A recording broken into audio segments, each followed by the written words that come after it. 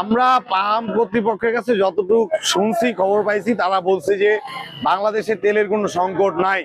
এটা আসলে হুজুগে বাঙালি কেউ একজন বলছে হুরমুজ প্রণালী বন্ধ হয়ে গেছে, আর তেল ঢুকবে না, হুজুগে সবাই তেল নিতে চলে আসছে।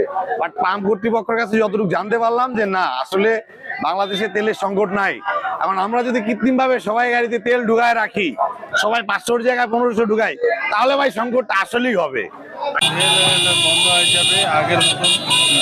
এখন আমরা যে তেল নিতে যাচ্ছি, তেল পাচ্ছি না, এরকম খুব গাড়িয়ে গাড়িয়ে জাম লাগে। এখনো পাচ্ছি না, তেল নিয়ে মারামারি। তেল তেল তেল নিয়ে আগের মতো সিস্টেম শুরু হয়ে গেছে। তেলের খুব সংকট, তেল থাকো তেল দিচ্ছে না। 1 ঘন্টা ধরে আমরা অপেক্ষা করতেছি তেলের জন্য, কিন্তু তেলের লাইনটা ক্লিয়ার নাই। কেউ জার্কিন নিয়ে আসতেছে, কেউ মোটরসাইকেলে তেল নিচ্ছে, এই জন্য তেলটা নিতে পারতেছি না। আসলে এটা সিন্ডিকেট না মানুষের কোনো ধাপ্পাবাজি না কি, এটা বুঝতে পারতেছি না। অনেক ভিড়, সবাই বলছে তেল নাই, এই জন্য আমিও তেল নিতে আসছি। তবে তেলের যেটা শুনলাম, তেলের সংকট নাই, তেল পর্যাপ্ত তেল আছে।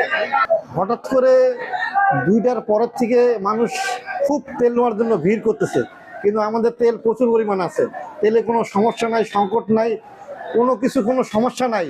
কিন্তু কেন যে পাবলিক হঠাৎ করে এত যে আসতেছে, এটা আমরা নিজেরাই বুঝতে পারতেছি না। কেন এত হঠাৎ করে পাবলিক আসে তেল নিচ্ছে? তারা বলতেছে যে তেল পাবো না, এই মনে করে তেল নিচ্ছে, তেল পাবো না। কিন্তু আমরা জানি না যে তেল আমাদের কাছে আছে, ওরা হাঁকা গুজব উঠাচ্ছে, তেলে কোনো সমস্যা নেই।